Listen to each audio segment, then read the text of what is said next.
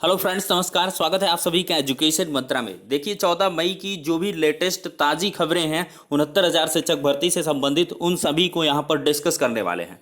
देखिए सबसे बड़ी खबर है, आज समाचार पत्रों में भी ये खबरें प्रकाशित हुई हैं प्रमुखता से कि पिछली भर्ती में चयनित अभ्यर्थी ना करें सीटें खराब, बिना एनओसी के ना मिले आवेदन का मौका। इस प्रकार की जो मांगे हैं वो तेज हो चुकी हैं। देखिए मामला कुछ ऐसा है कि पिछली जो शिक्षक भर्ती हैं, जैसे 68,500 शिक्षक भर्ती, 16,448, 15,000, इस प्रकार की विभिन्न शिक्षक भर्तियां हैं जिनके शिक्षक ऑलरेडी दूसरे पिछड़े जिलों में या सुदूर जनपद में है, तो अपने गृह जनपद आने की तैयारी में है। ऐसे में सबसे बड़ा दारोमदार 68,500 शिक्षक भर्ती में है, जिसके लगभग 15,000। देखिए आज समाचार पत्र के माध्यम से भी ये क्लियर हो चुका है। यहाँ पर आप अभी स्नैप में हम दिखा देंगे, देख लीजिए। यहाँ पर दिया है साफ साफ, तकरीबन 15,000 ऐसे शिक्षक हैं जो 69,000 के परिणाम में भी फाइनली सफल हुए हैं। देखिए ये चीज़ें क्या हैं कि पहले ही हमने बताया था, आप चाहे देख लीजिए, गुणांक का आंकड़ा देख लीजिए, उसमें हमने कहा था कम से कम 15 से 20,000 अभ्यर्थी ऐसे होंगे जो 68,500 शिक्षक भर्ती में चयनित हैं और 69,000 में उन्होंने आवेदन किया और वो सफल भी रहे हैं। कहीं कहीं तो ये आंकड़ा 17,000 के करीब भी बताया जा रहा है। तो हम मान के चलते हैं लगभग 15,000 ऐसे अभ्यर्थी हैं जिन्होंने जो है 69,000 में भी आवेदन किया था और उन्हें सफलता मिली और बेहतर अंक भी प्राप्त किए हैं। ये विभिन्न प्रकार के सर्वे के माध्यम से हमने जानकारी जुटाई है कि 69,000 शिक्षक भर्ती में, चूंकि फेसबुक पटल पर आप जाएंगे, जो 68,500 शिक्षक चयनित हैं उनके द्वारा विभिन्न प्रकार के अपने प्रोफाइल से जो पिक्स हैं रिजल्ट के, वो शेयर किए जा रहे हैं। किसी के 110 number, 5 number, 111 number, 110 number, 7 number, इस प्रकार से चीज़ें हैं। तो कुल मिलाकर यही है कि इन अभ्यर्थियों को बिना एनओसी के आवेदन का मौका ना दिया जाए। सेकंड स्टेप, चूंकि अगर ये आवेदन कर ले जाते हैं तो क्या होगा कि इनका जिला अलॉट हो जाएगा और जिला अलॉट होने की दशा में ये एक सीट खराब कर देंगे और फिर उससे रीशफलिंग होगी।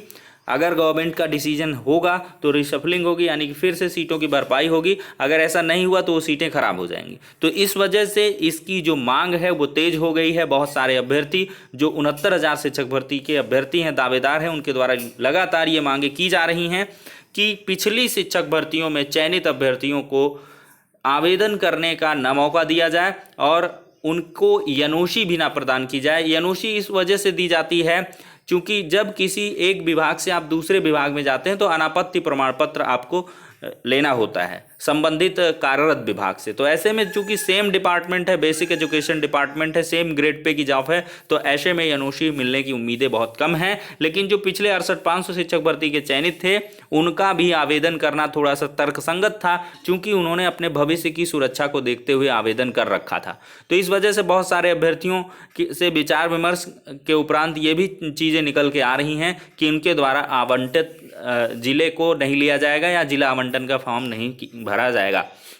अब देखिए शासन स्तर पर इसका क्या कुछ निर्णय लिया जाता है, उस पर देखिए क्या कुछ विचार आता है। लेकिन समाचार पत्रों में ये चीज़ें आज प्रमुखता से प्रकाशित की गई हैं। और देखिए बेसिक शिक्षा परिषद के प्रस्ताव पर शासन की जो मुहर है वो लग चुकी है और ऐसे पूरी होगी भर्ती प्रक्रिया। देख सकते हैं विज्ञप्ति का प्रकाशन होगा दोस्तों 17 मई को, ध्यान रखें। सबसे महत्वपूर्ण डेट है ऑनलाइन रजिस्ट्रेशन, आवेदन पत्र भरे जाने की तिथि 18 मई से स्टार्ट होंगे और ऑनलाइन आवेदन भरने की अंतिम तिथि जो होगी वो 26 होगी। कई बार कई वीडियो के माध्यम से हम बता चुके हैं ये सारी चीज़ें। और प्राप्त आवेदन पत्रों की जांच के उपरांत ऑनलाइन प्रोसेसिंग पर सूची अपलोड करना ये 27 से 31 तारीख तक होगा। और जनपदों में काउंसलिंग का आयोजन एवं जनपदों में नियुक्ति पत्र निर्गमन होगा 3 से 6 जून के मध्य। तो एक बड़ी खबर कही जा सकती, बड़ी खुशखबरी, अभ्यर्थियों का एक लंबा इंतजार खत्म हुआ है। और इसके साथ ही जो 3 अंक कामन हैं, सभी को 3 अंक कामन दिए गए, उससे भी एक बड़ा फासला दिखा है। चूंकि तकरीबन 12,000 या 14,000 अभ्यर्थी, उसका आंकड़ा थोड़ा सा क्लेरिफाइड कर लेते हैं। यहाँ पर देख सकते हैं परीक्षा समिति ने सभी अभ्यर्थियों को 3 अंक का निर्णय लिया है। इससे करीब 14,000 अभ्यर्थी अधिक सफल हो गए, वरना रिजल्ट में उत्तीर्ण होने वालों की संख्या और कम रहती। यदि यह परिणाम पिछली भर्तियों के कटाव पर आया होता तो सफल होने वाले अभ्यर्थियों की संख्या 3 लाख के करीब होती, तब चयन के लिए चरम पर प्रतियोगिता हो जाती। तो देख सकते हैं दोस्तों 3 अंक कामन देने की वजह से 14,000, जी हाँ 14,000 अभ्यर्थी ज़्यादा सफल हुए हैं। जो हमें एक आंकड़ा बता रहे हैं कि जो 90 से 97 के बीच ये आंकड़ा दोस्तों 50,000 के ऊपर है। 50,000 से ज़्यादा अभ्यर्थी 90 से 97 के मध्य उत्तीर्ण हुए हैं, ये एकदम से फैक्ट है। क्योंकि देखिए 3 अंक कॉमन से बॉर्डर लाइन वाले ही पास हुए होंगे और ऐसी तादाद कितनी है 14,000। जो शिक्षा मित्र हैं 8,000 वो भी बॉर्डर लाइन से ही पास होंगे 90 से 97। अदरवाइज बहुत होगा तो 100 तक जाएंगे, मतलब 90 से 100 के बीच कम से कम 60 से 70,000 हमें लगता है आंकड़ा होगा। 70 से 80,000 का 80,000 तक भी आंकड़ा जा सकता है। फिर 100 से 105 में कम है, 105 से 110 में कम है, 110 से 20 में कम है और कुछ अपने अलबेले हैं 140 के ऊपर हैं, तो वो अलग सी बात है। देखिए केबीसी की विजेता जो रही हैं उषा यादव, उन्होंने 123 अंक मात्र प्राप्त किए हैं। देखिए यहाँ पर अपडेट है कि केबीसी जीतने वाली उषा यादव को मिले 123 अंक। देखिए शिक्षक भर्ती में कई अभ्यर्थियों ने काफ़ी प्रदर्शन किया। अमिताभ बच्चन की मेज़बानी में प्रसारित कौन बनेगा करोड़पति शो में पिछले साल सितंबर में 25 लाख रुपए जीतने वाली मेजा नगर की रहने वाली, ये सब दुनिया की चीज़ें लिखी इसमें। 69,000 में एक पद वह लेकी रहेंगी। मन में ठान लिया था, बेटी का जन्म ऑपरेशन से हुआ और तकलीफ में थी, लेकिन उसके बावजूद प्रतिदिन 8 से 10 घंटे तक पढ़ाई की। तो इनको क्या है, कुल मिलाकर 123 अंक मिले हुए हैं। तो केबीसी देखिए विनर ने 123 अंक प्राप्त किए और यहाँ कुछ अभ्यर्थियों ने 140 अंक 42 अंक प्राप्त किए हैं। तो उसके बारे में अवश्य ही थोड़ी सी जो है जांच पड़ताल होनी चाहिए कि आखिरकार इतने अंक कैसे किस प्रकार से अर्जित किए गए हैं। उनकी OMR सीट्स का पुनः मूल्यांकन होना चाहिए, ये सारी की सारी चीज़ें होनी चाहिए। कुल मिलाकर जो उनकी कार्बन कॉपी है, जो कह लें कि ऑनलाइन जब आपने OMR फिल की होगी तो एक कार्बन कॉपी शासन स्तर पर आपने जमा की होगी, एक आपको मिली होगी और एक OMR ओरिजिनल, तो उससे मिलान कर लिया जाए तो कुछ स्थितियां स्पष्ट हो सकती हैं। तो देखते हैं क्या कुछ शासन के द्वारा निर्णय लिया जाएगा।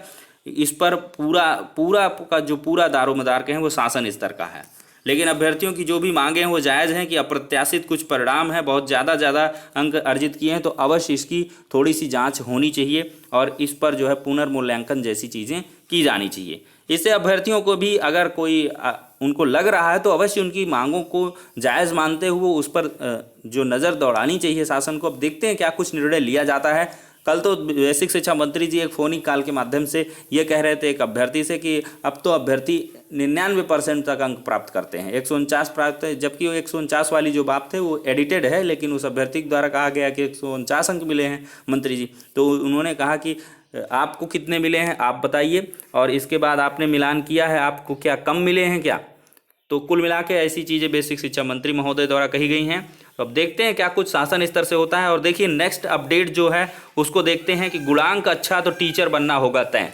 देखिए ये चीज़ें पहले से ही स्पष्ट हैं कि लिखित परीक्षा में सबसे बड़ा जो रोल होने वाला है वो एकेडमिक मेरिट को लेकर के है। एकेडमिक मेरिट जिसकी दुरुस्त होगी उसका चयन एकदम से सुनिश्चित होगा, जो कि लिखित परीक्षा के जो अंक हैं वो लगभग हेर फेर 5-10 कम ज़्यादा वही हैं। तो इसमें BEd BTC में एक कड़ी प्रतिस्पर्धा देखने के लिए मिलेगी और जिसके एकेडमिक्स अच्छे हैं, जिसके 28+ एकेडमिक हैं, उसके चयन की संभावनाएं बहुत ही ज़्यादा हैं और 97 के एबव मार्क्स हैं। कुल मिलाकर वही गुणांक का हमने विश्लेषण किया है। इस यहाँ पर आपको आई बटन में वो वीडियो मिल जाएगा गुणांक वाला, देख सकते हैं क्या कुछ है। और देखिए लॉकडाउन में ना हो असुविधा, इसके लिए बनाए जा सकते हैं दावेदारों के पास।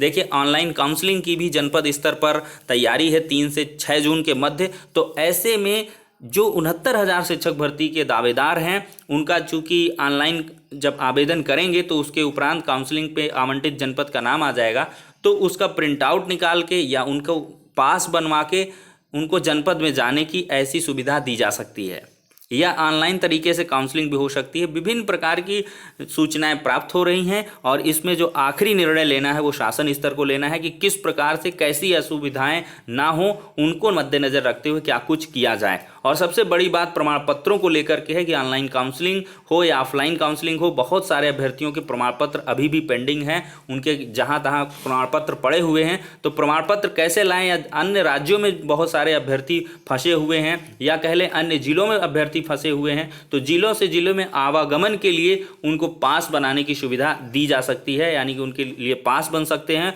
और जिससे उनको कोई असुविधा ना हो, ये सारी की सारी चीज़ें हो सकती हैं। देखिए, नहीं बदलेगा एक बार आवंटित जिला, बरते सावधानी। सबसे बड़ी सावधानी आपको बरतने की ये ज़रूरत है कि एक बार आपने जो जनपद चॉइस कर लिया तो फिर उसमें बदलाव संभव नहीं होगा एक बार चॉइस लॉकिंग के बाद। तो इस वजह से अपने गुणांक को ध्यान में रखते हुए 75 जनपदों का यहाँ पर विकल्प आपको मिलेगा। तो सबसे पहले जो जनपद का चुनाव करें, सीटों के सापेक्ष देखते हुए अपनी स्थिति को अंदाज़ा लगाते हुए की करें। इसके बारे में देखिए, सीटों का जब विस्तृत ब्यौरा आ जाएगा 17 तारीख को, पूरी उम्मीद है, क्या पूरा आएगा ही 17 तारीख को, तभी तो आप जनपद आवंटन का फॉर्म भर पाएंगे। तो 17 तारीख को चीज़ें एकदम स्पष्ट हो पाएंगी कि किस जिले में कितने पद हैं। और जहां तक अति पिछड़े जिले जो 8 आकांक्षी जनपद कह लें, बहराइच, गोंडा, श्रावस्ती, बलरामपुर और ये जैसे हो गए नीति आयोग द्वारा निर्धारित जैसे फतेहपुर, सोनभद्र, इस प्रकार की जो पिछड़े जिले हैं उनमें लगभग 25,000 पद रहने की ऐसी खबर मिल रही है, ऐसी संभावना है। तो ज़्यादातर जो पद हैं वो आपको अति पिछड़े जिले में ही देखने के लिए मिलेंगे। तो सबसे बड़ी बात है कि गुणांक में एकेडमिक मेरिट जिसकी अच्छी होगी तो उसका टीचर बनना तय होगा। तो ये सारी की सारी अपडेट्स हैं दोस्तों, जो आज की ताज़ा अपडेट्स हैं, विभिन्न प्रकार के समाचार पत्रों से संकलित हैं। तो वीडियो को ज़्यादा से ज़्यादा लाइक एंड शेयर कर दें और चैनल पर नए हैं तो सब्सक्राइब करके बेल आइकन को भी प्रेस कर दें। नेक्स्ट वीडियो में मिलते हैं, तब तक के लिए शुक्रिया, धन्यवाद।